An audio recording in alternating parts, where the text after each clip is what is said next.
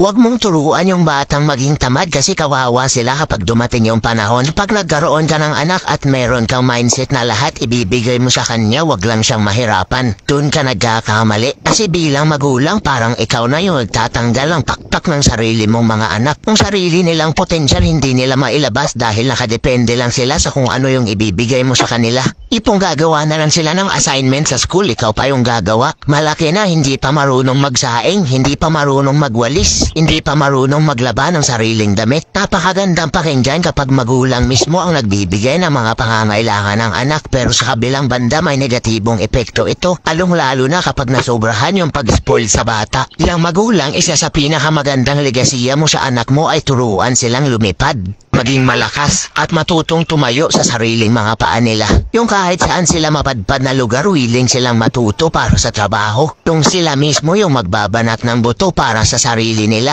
At higit sa lahat, hindi nila inaasa sa iba ang kanilang mga pangarap at goal sa buhay. Kabilang banda naman, kapag natutong maging tamad ang bata, paano sila haharap sa buhay pagdating ng panahon? Paano kapag ikaw na magulang wala na sa tabi nila?